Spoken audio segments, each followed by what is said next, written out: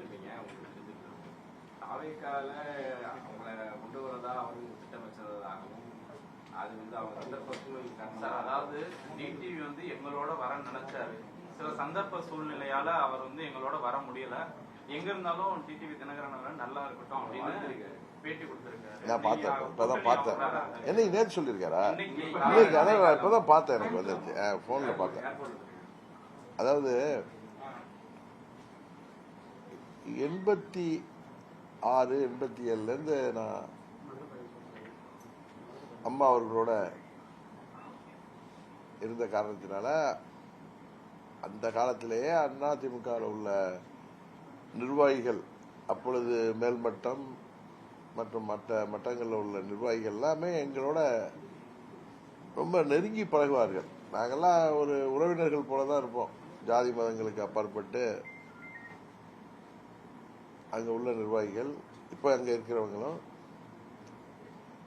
அது மாதிரி. அதில் மூத்த நிர்வாகி அண்ணன் செங்கோட்டையன், அவர் என்னோட ஒரு மூத்த சகோதரர் மாதிரி பழகக்கூடியவர். அவர் தாவேக்காவுக்கு போகிறதுக்கு 2 நாளைக்கு முன்னாடி கூட என்கிட்ட அவருடைய முடிவை சொல்லிட்டு தான் போனார். அவர் நான் அங்கே வர வேண்டும் என்று அவருடைய விருப்பம் இருந்தது. என்னை விட சீனியர். அவரை நான் மறுக்க முடியாம நான் அவர்கிட்ட தயக்கமா இருப்பேன். அதாவது வரலன்னு சொல்லாம அவரை எனக்கு மறுக்க பார்த்துக்கோன்னு சொல்லுவேன். அவர் நம்பினார், சேரா வந்துருவேங்கிறது அவர் உறுதியா இருந்தாரு. ஈவன் நான் டெல்லிக்கு போயிட்டு வந்தப்ப கூட பத்திரிகையாளர்கள்ட்ட எல்லாம் கூட நான் சொல்லல. ஆனா அவர்கிட்ட நான் பேசுறேன். அடிக்கடி நாங்க 2 பேரும் சந்திப்போம். அவர் அங்க போனதுக்கு அப்புறமும் பல முறை என்னோட சந்திப்பாரு. நட்பா வருவோம், நட்பா பேசிட்டு இருப்போம். அப்ப அரசியல் பேசுறப்ப நான் டெல்லிக்கு போயிருந்தேன், உண்மைதான். உங்களை கேட்டாங்க முக்கியமானவங்க, ஏன் செங்கோட்டையன் அங்க போயிட்டாரு, அவரை கூப்பிடுங்க, மறுபடியும் உங்க கூட இருக்கிறவர் தானே, உங்களோட க்ளோஸ் ஃப்ரெண்டு தானே, கூப்பிடுங்க, ஏன் அவசரப்பட்டு போனாரு, இல்ல நான் பேசுறேங்கன்னு சொன்னேன். அந்த தகவலை நீங்க வாங்கன்னு கூப்பிட முடியாதுல்ல அவரை. இந்த தகவலை முக்கியமான தலைவர் உங்களை கேட்டாங்க, அது சரி வராதுங்க எனக்கு அப்படின்னு சொன்னார். அவர் பேசியிருந்தோம். நான் வருவேன்னு நம்பினார். நான் அவரை மறுக்கல. அதாங்க, அதனால சொல்றேன். சூழ்நிலை எல்லாம் ஒண்ணும் இல்லை. நம்ம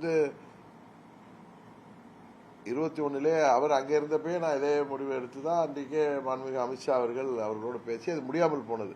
அப்பயும் நான் இதே முடிவை தான் சொல்லியிருந்தேன், தேர்தலில் நான் நிக்க போறது இல்லைன்னு. நான் இருக்கு உங்களுக்கு. இப்ப என்ன யாரும் நிக்க கூடாது, அழுத்தம் அதெல்லாம் ஒண்ணும் கிடையாது. நீங்க சோசியல் மீடியாலையும் ஊடகத்திலேயே எதுவும் பரபரப்பா செய்தி வேணும்னு தினகரன்ட்ட என்னிட்ட யாரும் அழுத்தமும் கொடுக்க முடியாது, என்ன யாரும் டிக்டேட் பண்ணவும் முடியாது. உங்களுக்கு தெரியும். நானா அப்ப எடுத்த முடிவு தான் 21 இதே தான் சொல்லியிருந்தேன். ஏன்னா நம்ம போறப்ப அரசியல்ங்கிறது நிறைய சதி நிறைந்த ஒரு துறை. அது இதுல தேவையில்லாத ஆட்சி அதிகாரம்லாம் வர்றப்ப தேவையில்லாதவர்கள், தேவையில்லாத சகுனிகள், கூடிகள்லாம் நிறைய இருப்பாங்க. இதெல்லாம் அவாய்ட் பண்ணும். ஒரு ஹெல்த்தி ரிலேஷன்ஷிப் வேணும். ஒரு ஆட்சி அமைகிறப்ப அது நல்லா ஹெல்த்தியா இருக்கணும். அப்படிங்கிற ஒரு இதுல நான் அதை ஓப்பனா சொன்னேன். ஒரே உரையில 2 கத்தி இருக்கக்கூடாது.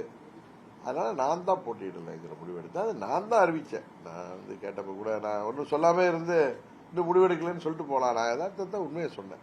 இதில் யாரும் நீங்க நிக்க கூடாதுன்னு சொன்னாங்க, நிற்க வேணாம்னு சொன்னாங்கன்னு சொல்றதெல்லாம் அது அவங்க ஆசைக்கு போடுறது. அப்படி இன்னைக்கு நான் நினைச்சா கூட நாளைக்கு போய் நிக்க முடியும். இன்றைக்கு நான் மதுரையில் உட்காந்து நீங்க எல்லாம் சொல்றீங்க, கட்சிக்காரங்க எல்லாம் சொல்றாங்கன்னு நான் நிக்கணும்னு போட்டிருந்தேன். நினைச்சா என்ன மாத்திக்கிறதுல என்ன இருக்கு? அது மாத்திக்க கூட முடிவெடுத்தா அது என்ன சட்டமா? அது மாதிரிலாம் இல்லை. எதுக்காக சொல்றேன்னா, அவருக்கு இந்த மாதிரி கண்டிஷன்ஸ் அப்படின்னா எந்த கண்டிஷன் எதுவும் கிடையாது. நாங்க கூட்டணிக்கு வரணும், அம்மாவுடைய ஆட்சி அமைக்கிறதுக்கு வரணுங்கிறதுக்கான நட்பு ரீதியான அணுகுமுறை தான் எங்களை அணுகினார்கள். அதுக்கு நான் போனப்பயே முக்கியமான தலைவர்கள் கூப்பிட்டு நான் 2-3 ரூம் போனேன். அப்ப அண்ணன் இபிஎஸ் அவர்களும் அவர்கள்ட்ட ஏஎம்எம்கே நம்ம கூட கூட்டணிக்கு வரணும் அப்படிங்கிறது அவருடைய சம்மதத்தோடு தான் என்கிட்ட பேசினார். அவர் பேசும்போது கூட இன்னொரு இதை சொல்றாரு, கூட்டணி பத்தி நாங்க ஒவ்வொருத்தையும் பேசும்போது டெல்லியில இருந்து வந்துடுறாங்க, என்ன பிரச்சனைன்னு எனக்கு தான் தெரியும், சில விஷயங்கள் நான் வெளியே சொல்லாம இருக்கிறது நல்லதுங்கிற அவர் சொல்றதுல இருந்து என்ன புரியுதுன்னா, ஒரு அழுத்தத்துக்கு உட்படுத்தி அந்த மாதிரியான இதை அவர் சொல்ல வராரோ அப்படின்னு. நீங்க அதை உங்களுக்கு ஏதாவது ஒண்ணு ஈடு கிடைக்குதான்னு பாப்பீங்க, இடுக்கு கிடைக்குதான்னு. என் அண்ணன் தான் டெல்லிக்கு பலமுறை போனாரு.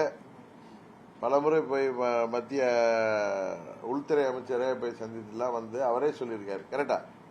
அவருக்கு அழுத்தம் இருந்தா எப்படி போயிருப்பாரு தாவே? என்னங்க அவருக்கு அழுத்தம் இல்லைல்ல, அவருக்கு இல்லாத எங்களுக்கு மட்டும் இப்படி எடுக்க முடியும்? அது எல்லாம் 1000 சொல்லலாம். அவர் சூழ்நிலைன்னு சொல்றது நான் நீங்க சூழ்நிலையை நீங்க இன்டர்பிரேட் பண்றீங்க, கரெக்டு தானே? அவர் அப்படி சொல்லலை. அவர் டெல்லி எல்லாரும் எங்கிட்ட பேசிட்டு தானே இருக்காங்க, அவர்கிட்டையும் பேசிட்டு தானே இருந்தாங்க. நான் என்ன சொன்னேன், அப்ப நீங்க இந்த கேள்வி கேட்கறதுக்கூடிய அண்ணனை நான் பார்த்தப்ப, டெல்லி போயிட்டு பார்த்தப்ப நான் 2-3 முறை போனேன். இந்த மாலை முரசு டிவியில வந்த சமயங்கள்ல இந்த மாதிரி வந்திருக்கேன்னு கேட்டாரு. ஆமாங்க நான் போயிட்டு வந்தேன்.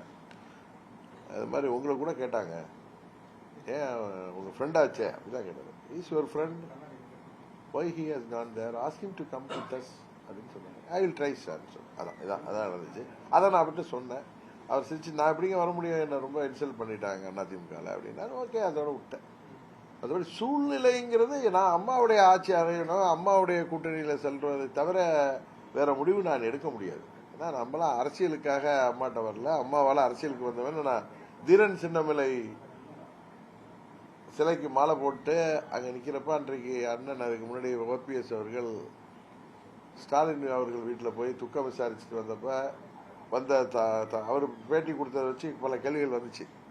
அப்போ நான் அப்பயே சொன்னேன், நான்லாம் மற்றவங்க எப்படியோ, அப்போ ஒரு பெரிய லிஸ்டே வாசிச்சேன், ஆர்மியிலேருந்து ஆரம்பிச்சு சேகர்பாபு வரை. நானும் அண்ணன் ஓபிஎஸ்ஓ போக முடியாது, ஏன்னா அந்த கட்சியில் நால 3 முறை முதலமைச்சராக இருந்தவர் எப்படி போவார். அது மாதிரி என்னை பற்றி அது மனசில் தான் எடுத்துருங்க, அழைச்சிருங்கன்னு சொன்னேன். நான் அந்த பேட்டியை நீங்கள் ரிவியூஸ் பண்ணிப்பேன். நானாக இழுத்து சொன்னேன், நான் அம்மாவால் அரசியலுக்கு வந்தவன்னு சொன்னேன். அதனால் தனித்து நின்றாலும் நிற்பேனே தவிர வேற இடங்களுக்கு செல்வது என் மனசாட்சிக்கு ஒத்துக்காது. தவிர்க்க முடியாத தம்ப்நெயில்ஸ், கலக்கலான கண்டென்ட்ஸ், சினிமாவும் சீரியஸ் பிரச்சனைகளும், பல வருடங்கள் இடைவெளிக்கு பிறகு இந்த படத்துல ஒரு கலகலப்பும் கைகலப்பும். Me too love you, thank you. அவருக்கு அந்த மாஸ் ஏத்துறது இல்ல, போயிட்டே தான் இருக்காரே தவிர பிரேக்கே இல்லாமல் பிரேக்கிங் நியூஸ் சொல்லும் தந்தி டிவி ஆப். இன்ஸ்டா தலைமுறை வரை இறங்கி அடிக்கும் தந்தி டிவியின் டிஜிட்டல் எக்ஸ்க்ளூசிவ். அது தண்ணிக்குள்ள போகும்போது ஹேங் ஆயிடுச்சு. உங்களுக்கு விஜய் சார் எந்த அளவுக்கு ரொம்ப பிடிக்கும்? Of course, Malayalis are huge Vijay sir fans. 2 பேருமே ரொம்ப பிடிக்கும் எனக்கு. தந்தி டிவி ஆப்பை இலவசமா டவுன்லோட் செய்யுங்க, ஃபாலோ பண்ணுங்க, சப்ஸ்கிரைப் பண்ணுங்க, என்ஜாய் பண்ணுங்க. 1,26,00,000 மனங்களை வென்ற தந்தி டிவி யூடியூப் சேனல். தவிர்க்க முடியாத தம்ப்நெயில்ஸ், கலக்கலான கான்டென்ட்ஸ். நீங்களும் இந்த குடும்பத்தில் இணைய இப்பவே சப்ஸ்கிரைப் பண்ணுங்க. அசுரபலம் கொண்ட எங்கள் டிஜிட்டல் கரங்களில் உங்கள் விளம்பரங்களை சேர்க்க வாட்ஸ்அப் பண்ணுங்க. 8939888838. Email advtthanditv@dttv.in.